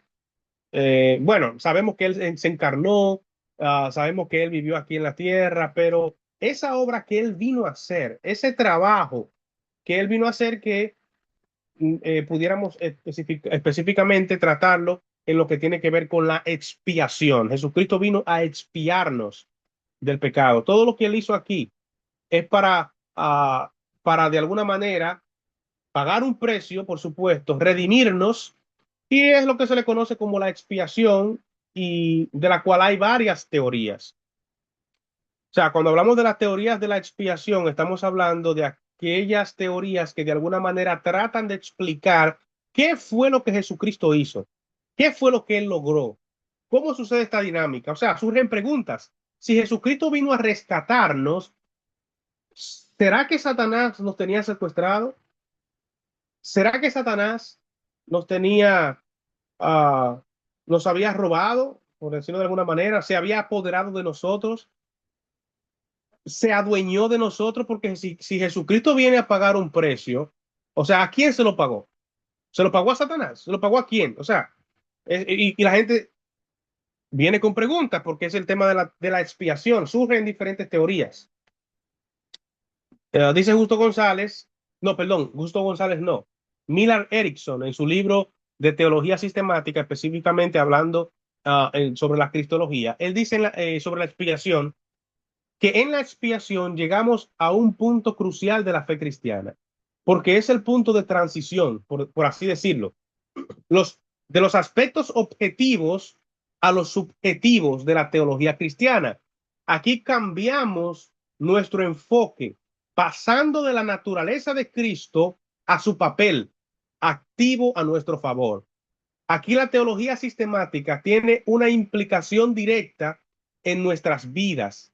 Es decir, la expiación ha hecho posible nuestra salvación. Es esa obra que hace Jesucristo, que vino a hacer y que la cumplió y que lo logró. Es esa obra que hace posible nuestra salvación. Y Justo González ahorita preguntaba, ¿nos salva de qué? O sea, ¿o cómo nos salva? Esa es la pregunta que hacía Justo González. Bueno, pero el medio que se utiliza es la expiación y que hace posible nuestra salvación. Nuestras doctrinas sobre Dios, dice Millard, y sobre Cristo van a dar color a nuestra forma de entender la expiación. Porque si Dios es un ser muy santo, dice él, recto y exigente, entonces los humanos no podrán satisfacer con facilidad y es bastante probable que se tenga que hacer algo a favor de los humanos para satisfacer a Dios. Ahora bien, si por otra parte Dios es el Padre indulgente, permisivo, que dice vamos a dejar que los humanos se diviertan un poco de vez en cuando, entonces, si es así, si Dios es así, entonces puede que sea suficiente con darles un poco de ánimo e instrucción. O sea, que de acuerdo a nuestra cosmovisión acerca de Dios, eso va a definir también la obra de Jesucristo o la expiación. También dice Milan, si Cristo es únicamente un ser humano y no es Dios, si es únicamente un ser humano, entonces la obra realizada por él solo sirve de ejemplo. O sea, un ejemplo que como él lo hizo, nosotros podemos hacerlo. En otras palabras, no fue capaz de ofrecer nada en nuestro favor más allá de su ejemplo perfecto de hacer todo lo que era necesario hacer, incluida la muerte en la cruz. Sin embargo, si Él es Dios, su obra por nosotros fue mucho más allá de lo que nosotros podemos hacer por nosotros mismos. Él sirvió no solo de ejemplo, sino también de sacrificio por nosotros para poder hacerlo posible, por supuesto. Entonces, la doctrina de la humanidad, definida con amplitud para incluir la doctrina del pecado, también afecta al conjunto del cuadro. Si los humanos están básicamente intactos espiritualmente, probablemente podrán, con un poco de esfuerzo, cumplir lo que Dios quiere de ellos. Lo que está tratando de presentarnos Miller aquí es que nuestra interpretación de la expiación va a depender de lo que yo crea de Dios, de lo que yo crea de Jesús, de lo que yo crea de si Dios es severo o si Dios es permisivo, de si Jesucristo es humano o Jesucristo es Dios. De eso va a depender nuestra forma de ver la expiación. Entonces, termina diciendo Miller, así que la instrucción, la inspiración y la motivación constituyen lo que los humanos necesitan y por lo tanto la esencia de la expiación. Sin embargo, si la humanidad es completamente depravada, como bien plantea el calvinismo y que en parte nosotros pudiéramos compartir una parte de eso, no completamente. Si, si la humanidad es completamente depravada y en consecuencia incapaz de hacer lo correcto, sin importar lo mucho que lo deseen o lo mucho que lo intenten, entonces es necesario hacer una obra más radical a su favor. Entonces, algunas principales teorías de la expiación que surgen. Por ejemplo, está la teoría sociniana, que es la expiación como un ejemplo. Varios conceptos sostienen el entendimiento sociniano de la expiación. Uno es el punto de vista pelagiano. Eso viene de un hombre llamado Pelagio en el tiempo de Agustín de Hipona, que ellos debatían el tema de si el ser humano era bueno que eso era lo que decía Pelagio, el ser humano es bueno y puede por su propia cuenta hacerse camino para la salvación. Sin embargo, Agustín de Hipona dijo que el ser humano no es para nada bueno, es Dios que tiene que salvarlo. Entonces, hay todo un debate que surge a raíz del debate de ellos y que eso se extiende por varias generaciones y todavía hasta el día de hoy. Pero dice que uno desde el punto de vista pelagiano, de que la condición humana es capaz de cumplir espiritual y moralmente las expectativas de Dios. Otro es el concepto de que Dios no es un Dios de justicia retributiva y por lo tanto no exige algún tipo de satisfacción por parte o en nombre de quien peca contra él. Finalmente, ¿verdad? De este concepto, la teoría sociniana, está el concepto de Jesús como meramente humano. Su muerte fue la de un simple humano en un mundo caído y pecador. Entonces es importante, no de forma sobrenatural, sino como la expresión final de su papel como gran maestro de gratitud. Eso es una forma de la teoría de la expiación, pero que ve a Jesucristo como un humano, ¿verdad? Está la teoría de la influencia moral. O sea, Jesucristo nos expía, lo que dijo la anterior teoría. ¿De qué manera nos expía? Bueno, presentándonos un ejemplo. Eh, él es un papel y él nos muestra, ah, dice, su muerte fue como un humano, caído y pecador, entonces no de forma sobrenatural, sino como la expresión final de su papel como un gran maestro de rectitud. Y así él nos redime. En la teoría de la influencia moral, que es otra teoría diferente, dice que la expiación como demostración del amor de Dios. Bueno, lo mismo sí, la teología como ejemplo, la expiación como la demostración del amor de Dios, que dice que la teoría de la influencia moral fue desarrollada primero por Pedro Abelardo como reacción, una reacción al punto de vista de Anselmo, porque Anselmo pensaba que se necesitaba la encarnación debido a que nuestro pecado es una ofensa contra la dignidad moral de Dios.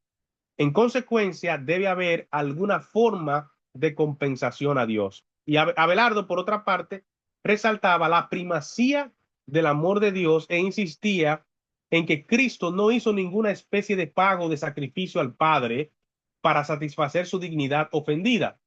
Más bien, Jesús demostró a la humanidad toda toda la extensión del amor de Dios hacia ellos. Era el temor de la humanidad y su ignorancia de Dios lo que necesitaba ser rectificado. Esto se consiguió con la muerte de Cristo, así que el principal efecto de la muerte de Cristo se produjo sobre los humanos y no sobre Dios. Esta teoría no recibió un apoyo inmediato, sin embargo, tiempo después ganó popularidad cuando la expuso otro de sus defensores. Hay otra teoría, la demostración de la justicia divina. Aquí los puntos de vista precedentes sobre la expiación han dibujado a Dios básicamente como un ser compasivo e indulgente. Mantiene que para recuperar el favor de Dios únicamente es necesario hacer todo lo que podamos o responder al amor de Dios. Seguir este punto de vista podría conducirnos al antinomianismo. Es decir, el antinomianismo, ese término lo que quiere decir está en contra de la ley. En otras palabras, que no es necesario guardar la ley para poder ser espiados, sino que la gracia de Dios es suficiente y como la gracia de Dios es suficiente, ya el precio está pago por mí, yo puedo hacer lo que me dé la gana, no tengo necesariamente que cumplir ninguna ley. O sea, lo que está diciendo aquí que es posible que este punto de vista nos conduzca al antinomianismo. Cuando se piensa uh, que para recuperar el favor de Dios únicamente es necesario hacer lo que podamos uh, o que podamos responder al amor de Dios. Entonces, por eso que hay una advertencia en ese sentido. Está la teoría, estamos hablando de las teorías de expiación, que son diferentes. Está la teoría del rescate, que es la expiación como victoria sobre la fuerza del pecado y el mal. En la lucha cósmica entre las fuerzas del bien y del mal, Satanás estableció el control sobre la humanidad. Ireneo, entre otros, sugirió que mediante un acto de agresión injusta se estableció el control. O sea, Satanás tomó el control de forma injusta, agrediendo al ser humano. Pero sea como fuere que se consiguió, Satanás ahora es el poder que está gobernando al mundo. Estamos hablando de esa teoría del rescate. Satanás está gobernando al mundo. Entonces, como gobernador del mundo, sus derechos no se pueden simplemente dejar de lado, porque Dios no se rebajará a usar las técnicas utilizadas por el demonio. Entonces, Dios no va a robar la humanidad, por así decirlo. El principal problema de los humanos, por tanto, es su esclavitud a un dueño incompetente. Esto es Satanás. Entonces, en esta teoría del rescate es que Jesucristo viene a rescatarnos. Esto tuvo algunas dificultades, pero no tenemos el tiempo tampoco, mucho tiempo para hablar sobre esas dificultades.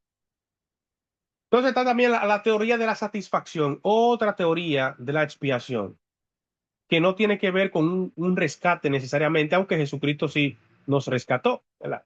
Pero en esta teoría, lo que quiere decir, la teoría de la satisfacción, es que de todas las teorías, este es un comentario que hace Miller, de todas las teorías que estamos examinando en este capítulo, la que considera con más claridad que el principal efecto de la muerte de Cristo es objetivo, se denomina normalmente teoría comercial o de la satisfacción.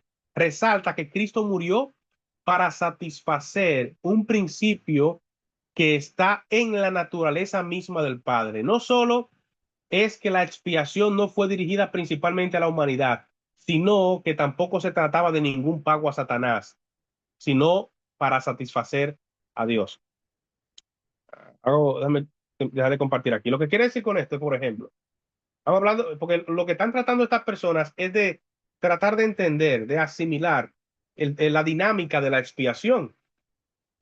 Y aquí lo que está tratando de decir con esta teoría de la expiación es que nosotros somos pecadores, y de alguna manera, porque Dios es justo, ¿verdad? Dios es justo y Dios es amor. Y si Dios es justo, significa que no va a dar por inocente al que es culpable. ¿Y quién de los que está aquí es inocente? ¿Quién de los que está aquí es libre de pecado? Ninguno de los que estamos aquí en esta clase estamos libres de pecado. Significa que nosotros merecemos ir al infierno. Significa que nosotros merecemos la muerte, porque la paga del pecado es muerte. Y usted dirá, bueno, entonces sería que Dios, el amor de Dios está por encima de su justicia. Y esto sería incompatible con la naturaleza de Dios porque Dios no viola sus atributos. Dios no puede violar su justicia porque Él es amor. No, Él muestra su amor, pero de alguna manera debe satisfacer su justicia. Entonces, el sacrificio que hace Jesucristo, poniéndose en nuestro lugar, pagando el precio por cada uno de nuestros pecados, eso satisface la justicia de Dios. Y ahora, por Jesucristo, se puede mostrar el amor de Dios y a la vez se puede satisfacer su justicia. Pero por eso es que en Jesucristo se logra eso. Y por eso dice Miller que esta es una de las teorías que más pueden explicar. Ya no tiene que ver con un rescate a Satanás, sino satisfacer a un Dios que es santo, a un Dios que es justo mediante el sacrificio de Jesucristo. ¿Alguno tiene alguna pregunta hasta aquí sobre las teorías de la expiación o algo que le viene a la mente? Amén, pastor. Amén, hermano. Dios le bendiga. Buenas noches a todos. Telcia, Dios bendiga. Sí, hermano, mientras escuchaba, ¿verdad? El desarrollo del tema de Jesucristo y todo lo demás y lo del rescate, me viene una pregunta. Entonces, cuando se utiliza y se dice de que Jesús ofrendó su vida por rescatarnos a nosotros, ¿está bien dicho? ¿Está bien empleado? ¿O está bien utilizado? Ciertamente la misma Biblia habla acerca de un rescate. Todas estas teorías son teorías que tratan de argumentar lo que sucedió, pero dice el mismo escritor del libro de Teología Sistemática que hay verdad en todas esas teorías, porque ciertamente nosotros estábamos esclavizados por el pecado y al Jesucristo pagar un precio nos rescata del pecado. pero también el sacrificio que hace Jesucristo satisface la justicia de Dios. Es decir, hay verdad en todas esas teorías. Una sola no puede explicar lo que todo, la magnitud de lo que Jesucristo hizo en la cruz, pero para nosotros tratar de explicarlo, debemos de alguna manera buscar la forma de comunicar eso que él hizo para la gente y las situaciones de las personas. Hubo un caso en una tribu uh, donde un misionero estuvo en ese lugar como doctor por muchos años. Él fue, se insertó como médico en esa tribu con el objetivo de llevarle el evangelio a esas tribus. Eran como dos tribus y él como doctor tenía que todos los días sanar personas porque las tribus vivían matándose entre sí. Una tribu mochaban, porque eran muy sangrientas también. Le mochaban un brazo a uno, le mochaban un pie, y eso era un pleito, como decimos aquí en República Dominicana. Eso era una pelea todos los días, esas tribus, y el médico que es misionero tenía que ver eso hasta que un día se cansó. Pero el médico tenía la particularidad de que ambas tribus los respetaban porque le sanaba a la gente. Ambas tribus lo amaban y lo querían, pero él todavía no había encontrado la forma de comunicarle el evangelio a ellos. O sea, él hasta aprendió su idioma, pero no encontraba cómo comunicarle el evangelio porque es una tribu que tenían una tradición extraña y diferente a lo que él conoce. Sin embargo, estas tribus, en el momento que el médico dijo, ya yo no me voy a quedar aquí porque no aguanto estas peleas entre ustedes, por supuesto que su idioma se lo dijo, no aguanto todo esto, esta vida tan sangrienta que ustedes tienen. Y entonces ellos, cuando supieron que el misionero se iba, el doctor de ellos que lo sanaba, ellos se volvieron locos y querían hacer lo que fuera para que él no se fuera, sino que se quedara. Entonces ellos tenían una tradición y la tradición que ellos tenían era que cuando había guerra entre las tribus, lo que hacían es que un niño de una de las tribus que tuviera de amamantar, luego que lo destetaran, se lo pasaban así pequeño a la otra tribu para que la otra tribu lo criara. Y de esa forma se iba a establecer como una especie de pacto entre ellos, una alianza, no una alianza, era como una especie de tregua, pasándole ese niño recién destetado a la otra tribu para que la tribu lo criara hasta que creciera. Pero ellos tenían un término que utilizaban para nombrar a ese niño que iba a ser ese objeto de la paz. Ellos le llamaban como algo como Shahun en su idioma, Shahun, que era como el hombre que establecía la paz. En ese momento se le prendió el bombillito al misionero para comunicarle el evangelio y le dijo, miren, Jesucristo es el Shahum, que él vino a establecer la paz entre Dios y los seres humanos y entregó a su propio hijo, sacrificándolo. Y ese sacrificio por medio de su hijo hizo que se estableciera la paz entre Dios y el hombre. Y así, miren cómo él buscó la forma de comunicarle el evangelio utilizando algo que ellos ya conocen, porque se trata de lo que ellos ya conocen. Y de esa misma manera es que nosotros tratamos, ¿verdad?, de comunicar eso que hizo Jesucristo en la cruz del Calvario, y por eso utilizan diferentes teorías de la expiación. Algunas que pueden ser peligrosas, por supuesto, pero hay verdades que son innegables porque la Biblia, por ejemplo, usted mencionaba que habla de rescate. Y sí, fuimos rescatados. Y sí, también Dios se satisface en la justicia de Dios en Jesucristo. Y así pudiéramos hablar de diferentes teorías. No sé si con esto le respondo, hermana Celsia. Amén, pastor, amén. Muchas gracias. Bueno, muchas gracias. Ah, ¿Alguien más tenía algo que decir para entrar ya en la última parte? Tiene que ver con el resultado, ¿verdad? Esta obra de Jesucristo que tiene que ver con las dimensiones de la salvación.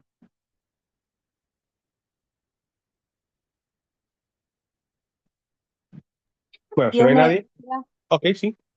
Dios le bendiga, Kaylin. profe. Vieras que yo quería, digamos, hacer una pregunta porque yo sé que ya se la respondió a dos y que ya, digamos, le explicó, pero yo estoy tan perdida No, no me y, diga una y cosa a mí como me esa. cuesta, a mí me cuesta, digamos, pienso las cosas y las pienso y cuando quiero hablar ya ha pasado el tiempo. Entonces usted, digamos, ya no está hablando de ese tema sobre la Trinidad de Dios, pero yo, estoy aquí que no aguanto porque yo me quiero quedar clara, no quiero perderme. Entonces, vieras que yo tengo una duda y es que de la manera que yo he leído la Biblia y he entendido, es que cuando Jesús estaba bautizando en el Jordán y el Espíritu Santo desciende sobre él, dice la Escritura que el Padre habla desde el cielo y dice, este es mi Hijo amado en quien tengo complacencia. Entonces, en ese momento se manifiestan ellos los tres en diferente forma. Él en carne, el Espíritu Santo en espíritu, sobre él descendiendo como forma de paloma y la voz del Padre en los cielos. Entonces, ahí usted dice que son tres seres juntos, unidos, pero yo los veo como que si están, digamos, unidos en un mismo pensar, en un mismo sentir, que ellos no cambian, digamos, si uno dice es luz, fue luz, si fue, digamos, espacio, se hizo el espacio. O sea, ellos no cambian, digamos, su manera de ver las cosas y de hablarlas, no hay variación en lo que ellos dicen. Pero yo no sé si estoy errando en mi manera de pensar y es que cuando la Biblia habla en Génesis, dice que el Espíritu se movía sobre las aguas. El Espíritu de Jehová se movía sobre las aguas. Luego más adelante habla, digamos, cuando el Espíritu Santo, digamos, Jesús viene en carne, dice, yo voy al Padre y no los dejo solos. Cuando el discípulo le dijo, pero muéstranos al Padre, entonces en ese momento Jesús dijo, ¿es caso no me han visto a mí? El que me ha visto a mí ha visto al Padre. Entonces él se está representando al Padre. O sea, está representando al Padre porque, digamos, él lo envió. Es lo que yo, o sea, le estoy explicando lo que yo he entendido, no sé si estoy mal, y yo lo que quiero es que me diga si estoy errando, si estoy mal en mi manera de pensar, para no seguir, ¿me entienden a mí? Ok, Entonces, ajá. y es largo, un poquito, espérame. Entonces, para explicarlo bien, para que usted me diga si estoy mal o mal. Entonces, cuando él se representa al Padre, dice que no, digamos que el Padre, él habla lo que el Padre le dice, que él no habla por su voluntad, sino que lo que el Padre le dice que hable. Ahora bien, cuando Jesús se va al cielo, dijo, no los dejo solos, les dejo un consolador, les dejo al Espíritu Santo. Entonces, para poder conocer a Dios, según la Escritura, como yo lo he visto, como lo he entendido, primero tengo que llegar a conocer a Jesús. Entonces, en la Biblia, digamos, en el primeros 4 libros me habla sobre el ministerio y sobre digamos, humanidad y digamos, el ministerio de Jesús. Ahí me da a conocer, digamos, lo que Jesús hizo, cómo era él, lo que él hacía, lo que él pensaba, todo. Me da a conocer su personalidad, su divinidad también. Pero allá, esta es la duda mía. Cuando él dice, me voy, no los dejo solos, dejo al Espíritu Santo, entonces me da a entender que para poder yo conocer a Jesús, porque Jesús ya no está entre nosotros, yo no puedo conocer a Jesús ya humanamente porque ya no está con nosotros. Dijo, me voy, no los dejo solos, pero el Espíritu tomará de mí y se los dará a conocer a ustedes. Entonces, para poder yo conocer a Jesús, tengo primero que conocer al Espíritu Santo. Ahora, para conocer a Dios, tengo que conocer a Jesús. Entonces, yo al Espíritu Santo, yo lo veo, no sé si esa es la parte mía. Le estoy diciendo lo que he leído y lo que he entendido y es lo que yo pienso, ¿me entiende? Entonces, yo quiero que me lo aclare esta parte. El Eh, Espíritu Santo, yo lo veo como una persona, o sea, sí, sí tiene que ver porque dice que Él conoce hasta lo más íntimo y lo secreto del corazón de Dios y Él lo revela. Entonces, aparte de que él me dice a mí, digamos, digamos, el propósito que Dios tiene con mi vida me lo revela el Espíritu Santo a mí, porque así lo dice la Biblia, que ujú. Él es el que nos da a conocer la voluntad del Padre. Ahora, cuando uno de los discípulos, que no recuerdo el nombre, no sé si es Andrés, estaba siendo apedrado, dijo que él vio a Jesús a la diestra del Padre, o sea, vio dos seres, no vio uno, vio dos. Entonces, ahora esa es mi pregunta. Y ahí Andrés estaba lleno del Espíritu Santo él vio a Jesús a la diestra del Padre. Entonces, eso sería. Yo no sé si es que yo estoy mal, Pues, errando, quizá que yo lo... en todo lo que usted dijo, para tratar de identificar su pregunta, ¿usted tiene duda de que el Espíritu Santo sea Dios? No, no, no Ok. que sea Dios, no, sino de que digamos que yo lo veo como una persona, o sea, yo lo veo como un ser, no lo veo, digamos, como espíritu, como una paloma, porque yo miro que eso fue como una comparación, Sí. porque yo lo veo como Ah, una ok. No, persona usted no lo porque ve como dice, una persona. sí, así porque dice que siente, que se constricta y que se va, tiene Entonces, sí, sentimientos y emociones. entonces es una persona, sí. Esa es mi pregunta. Digamos, tres seres diferentes, digamos, Tres esa es personas. mi duda, pues. Ajá, así eso es lo que yo tengo duda. Son tres Sigue- diferentes. siguen siendo tres personas. Padre, Hijo y Espíritu Santo. Tres personas. Dios un solo, que existe eternamente en esas tres personas. Ujú, La sustancia de Dios, que es diferencia ujú, a la sustancia humana, esa sí, sustancia de Dios, esa esencia divina, existe únicamente en esas tres personas de manera eterna. sí, Padre, Hijo y Espíritu Santo. No cuando Jesucristo se manifiesta aquí en la tierra, porque ya vimos en Juan capítulo 1 que dice que sí, en el principio existía la palabra era Dios o el verbo, y el logos, que es la palabra que ujú, utiliza. Ajá. La palabra estaba con Dios y la palabra era Dios al mismo tiempo. Y el Espíritu Santo dice, también nos habla que es el Espíritu eterno de Dios. De hecho, en Hechos capítulo 5 dice, cuando en el momento que Ananías y Zafira sustrajeron aquel dinero de la venta de su propiedad, dice Hechos capítulo 5 el versículo 2 dice, y sustrajo del precio sabiéndolo también su mujer, y trayendo solo una parte, la puso a los pies de los apóstoles. Y dijo Pedro, Ananías, ¿por qué llenó Satanás tu corazón para que mintieses al Espíritu Santo y sustrajese del precio de la heredad? O sea, ¿a quién le mintió? Al Espíritu Santo. Entonces, le dice más adelante, como le mintió al Espíritu Santo, le dice más adelante en el versículo 4, en la última parte, no has mentido a los hombres, sino a Dios. O sea que el mentirle al Espíritu Santo es es mentira. mentirle a Dios, porque estamos hablando de lo mismo. Entonces, no sé porque usted dijo también muchas cosas todo lo que dijo, para mí que es verdad, todo lo que usted dijo, entonces no encontré dónde que está su duda, pero para ver si le trato de responder, el Espíritu Santo es una persona, no una esencia, no una fuerza, es una persona.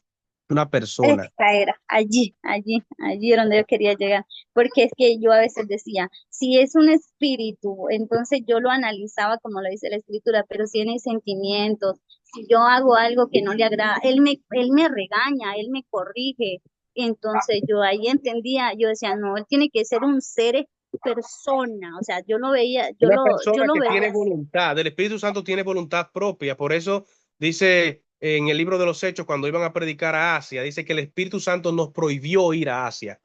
Bien, Ujú, el Espíritu Santo tiene voluntad. O, sí, así mismo, el Espíritu Santo tiene voluntad, tiene sí. atributos, se Ella, contrista. así, hay otra cosa que me llama mucho la atención de él, es que dice que cuando, no sé si fue, no recuerdo cuál de ellos, el que fue a hablar con el que iba leyendo el libro de Isaías en el desierto, Sí, este, Felipe. ajá, Felipe, dice que después que bautizó al eunuco creo que era, fue llevado y fue como, digamos así, como teletransportado por el tiempo a otro lugar. Sí, Entonces o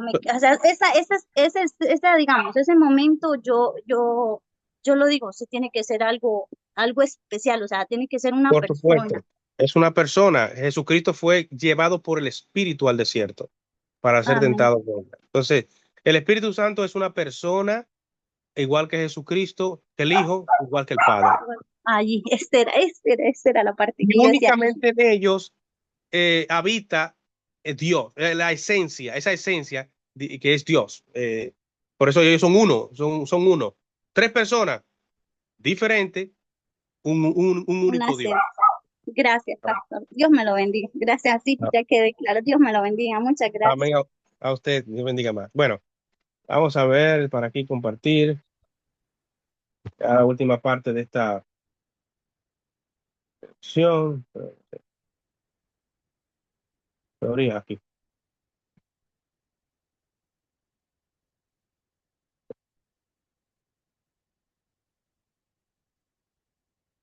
Vamos a ver. Ok. Dimensión entonces de la salvación. Ya por último, tenemos unos 20 minutos. Aquí, a ver si no se ve bien. Ok. La salvación y la obra del Salvador. Lo más común es ver a la salvación como el perdón de los pecados, dice Justo González, de tal modo que podamos entrar al cielo.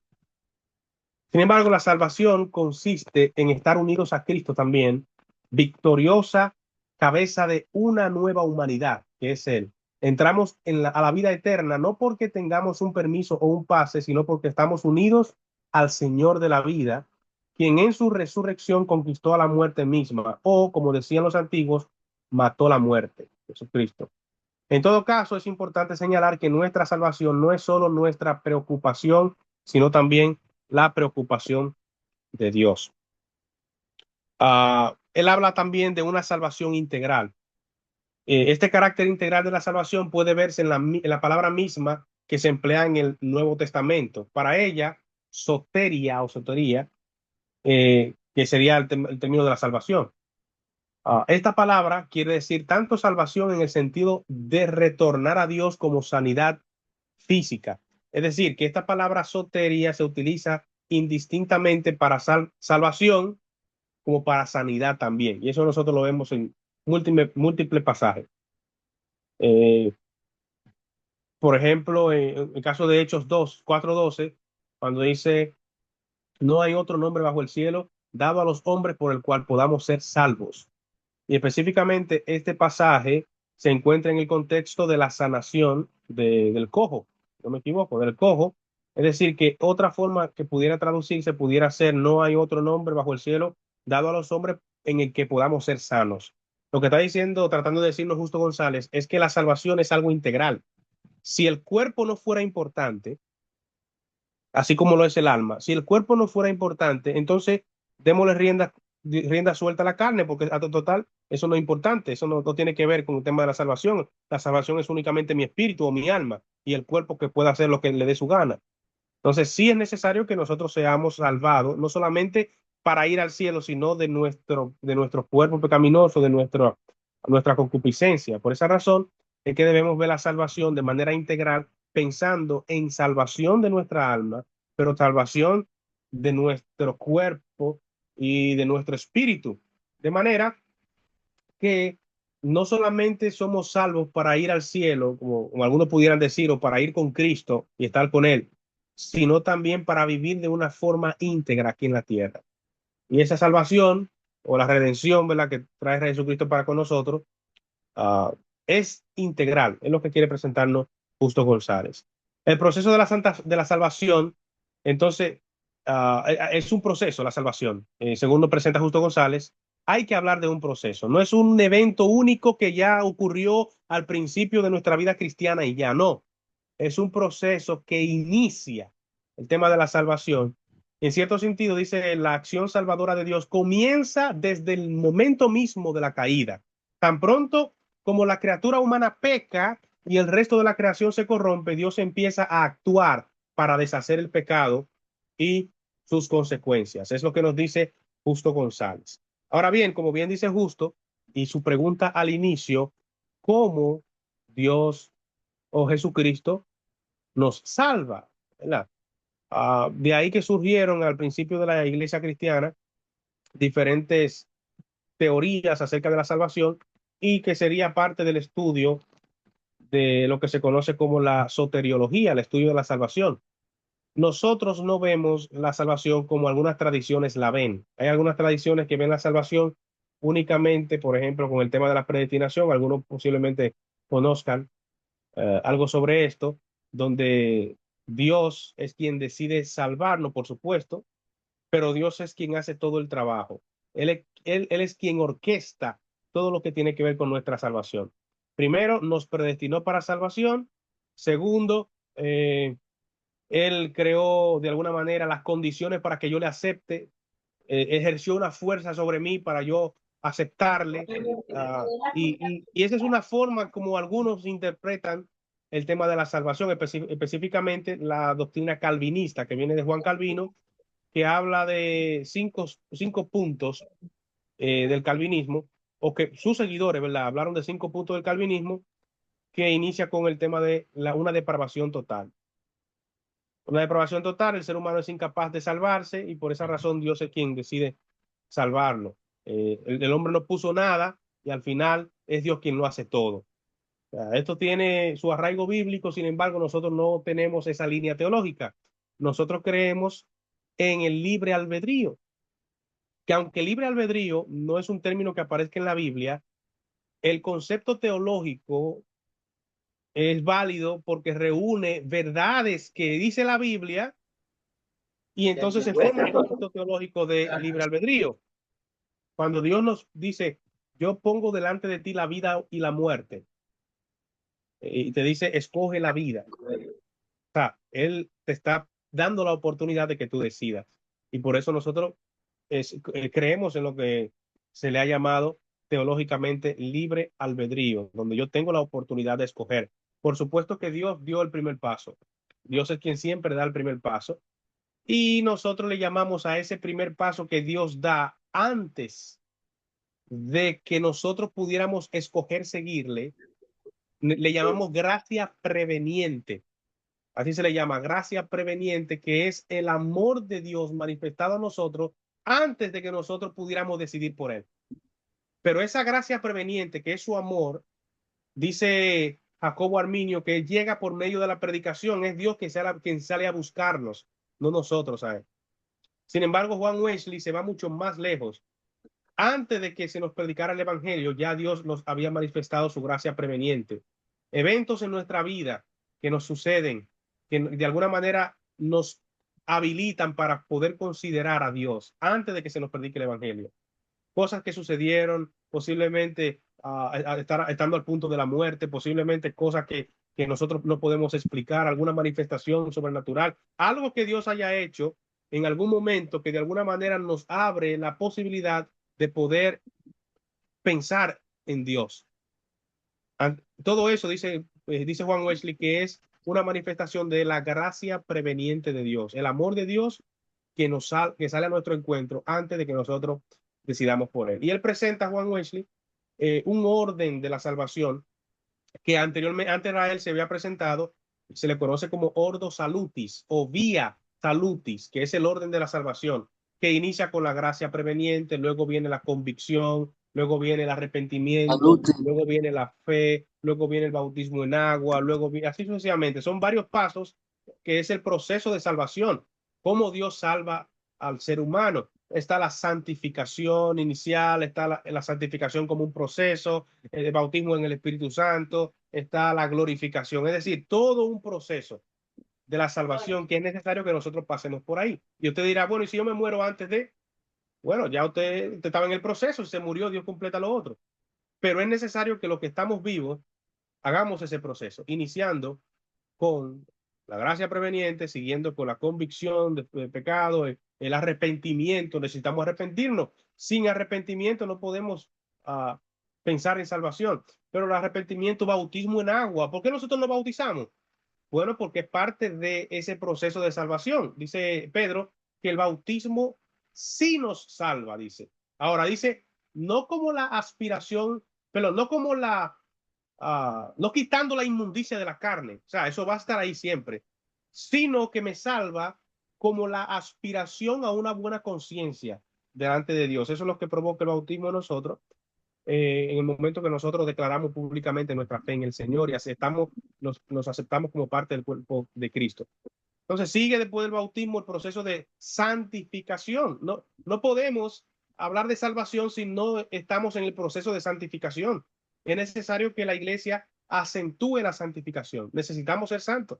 Necesitamos caminar hacia la perfección, como dice el escritor de Hebreos. Todos los ministerios de la iglesia, como lo presenta Pablo en Efesios capítulo 4, versículo 12, todo, dice, a unos puso Dios apóstoles, a otros profetas, a otros evangelistas, a otros pastores y maestros. Y mire, y fíjense que todos esos ministerios, dice Pablo, que Jesucristo lo estableció, ¿para qué? Para la perfección de los santos, para la obra del ministerio, y dice, hasta que todos lleguemos a la unidad de la fe y del conocimiento del Hijo de Dios, a un varón perfecto, a la medida de la estatura de la plenitud de Cristo. En otras palabras, toda la iglesia necesita trabajar, todos los ministerios, para que los santos sean perfeccionados. Y el Espíritu Santo es la persona, una persona imprescindible en este proceso y de mucha ayuda, que necesitamos involucrarlo en el tema de la santificación, sigue la justificación y todos los elementos hasta llegar a la glorificación en Cristo Jesús. Amén. Hermano Cristóbal Ruiz, con su pregunta vamos a concluir. Sí, hermano, Dios le bendiga. Amén. Mi pregunta es, entre los tres seres que hay en el humano, lo que se llama el espíritu, la otra es el alma y el cuerpo. Sí, así es, o estoy Sí. equivocado. ¿Me explica, por favor, cuál es el alma? Porque el espíritu, pues ya sabe que es el soplo de vida que Dios Jehová. Y el cuerpo, pues el cuerpo humano, pero el alma, ¿de qué se trata? Mírense que cuando Dios crea al hombre, dice que lo formó el cuerpo primero del polvo de la tierra, ¿verdad? Y luego Sí. dice que sopló aliento de vida en él, sopló de su espíritu en el hombre. Y cuando hizo eso, dice, y fue el hombre un alma viviente. Dice Pablo en el Nuevo Testamento, hablando de eso, dice, y todo vuestro ser, ya el ser como una entidad completa, y todo vuestro ser, alma, cuerpo y espíritu, sea guardado irreprensible hasta la venida de nuestro Señor. Cuando hablamos del alma, estamos hablando de la reunión de las emociones, de la voluntad del ser humano, porque el espíritu que lo da Dios no es quien decide sobre usted. El cuerpo tampoco, sino el alma es la que tiene voluntad. O sea, el alma que pecare, esa morirá, porque es el alma suya la que toma las decisiones, no es el espíritu, porque el espíritu vuelve a Dios, tranquilito, eso Dios lo puso ahí, y el cuerpo va al polvo, pero el alma, ese es usted. O sea, usted es el alma. Por eso nosotros en un momento estábamos acentuando a la salvación de las almas, porque es las almas las que necesitan ser salvas del fuego eterno. Y es esa alma la que nos identifica como un ser, la que nos hace ser persona, la que nos da voluntad. Es esa alma la que o va a estar eternamente en una prisión eterna o bueno, vamos a llamar ya el lago de fuego, nosotros lo conocemos, o estará con el Padre. O sea, no hay duda de que el espíritu regresará a Dios y de que el cuerpo va al polvo de la tierra. Pero es el alma por la cual nosotros estamos luchando aquí en la tierra, o por la cual Jesucristo pagó el precio, ¿verdad? Para expiarnos del pecado que nos tenía esclavizado. No sé si con eso por lo menos le puedo dar una idea. Perdón, hermano, Ajá. pero quedo siempre perdido haciéndolo de la hermana. Yo sé que existe una alma, pero ¿cuál es el alma? Porque el cuerpo es la tierra, el espíritu, el que Dios dio el soplo de vida, lo tengo claro, pero el alma es la sangre, o hay otro ser que sea parte de eso, porque en otras partes dijo Dios, no toques la sangre o no te comas la sangre porque es el alma del animal, Es la pero del vida. humano o la vida. Ajá. Entonces, en el humano, ¿dónde está esa parte? Usted puede encontrarla en las emociones, usted puede encontrarla en la psiquis, porque otra forma de identificar el alma también es la psiquis. Los pensamientos que usted tiene, eso es algo que la ciencia no ha podido descubrir, es la parte metafísica del ser humano. Pues la ciencia puede estudiar lo material, pero ¿qué pasa con los pensamientos? ¿Cómo la ciencia trata de, de estudiar eso? O sea, ¿cómo eso funciona?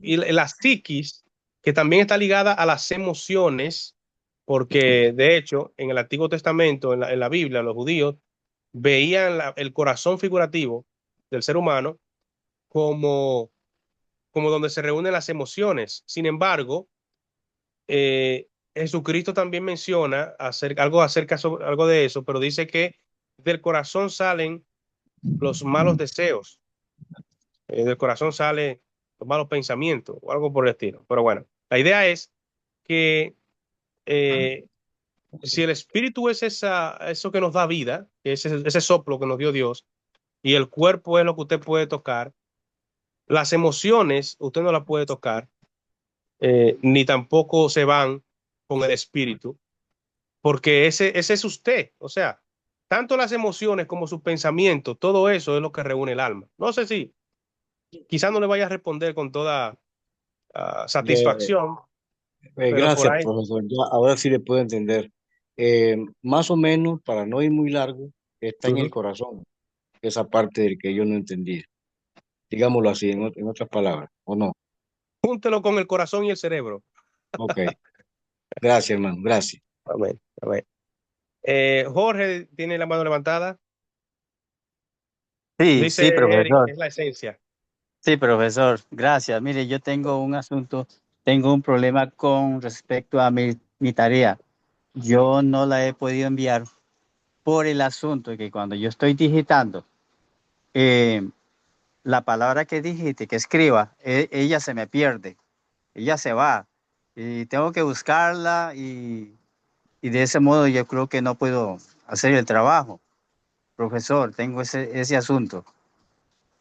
Pero ¿y cómo que se le va? Usted tiene que amarrarla o algo así para que no se le... Se pierde. O sea, yo escribo Se- la palabra y donde le doy espacio, la palabra se me pierde, no la veo más. Y eso me está ocurriendo. Sí, Ok. algo está malo en el aparato. Entonces, no le dé a espacio y póngale un guión y yo lo voy a entender. Le pone un guión, no le dé a espacio y cuando termine usted le da a enviar. Guión y ¿Entiende? enviar. O sea, en lugar de darle a espacio, usted le va dando un guión, pone un guión en lugar de espacio Mm, para que no se le ujú, pierda. ujú. Bien, profesor, gracias. Buenas Bueno, Dios noches. le bendiga a todos. De mi Amén. parte es todo por esta noche. Esperemos que hay algo podamos sacar de esta clase del día de hoy.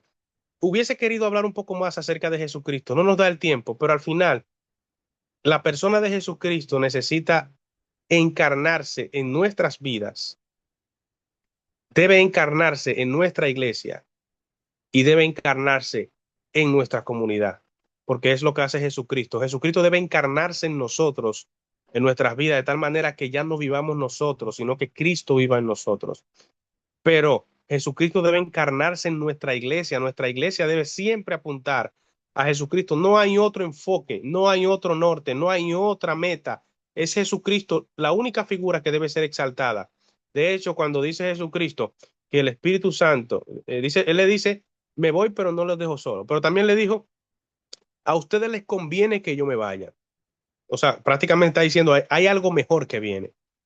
A ustedes les conviene que yo me vaya, porque si yo no me fuere, yo no le voy a enviar el consolador. O sea, prácticamente Jesucristo está diciendo, hay algo bueno, hay algo mejor que viene, pero dice que el Espíritu Santo me va a glorificar a mí.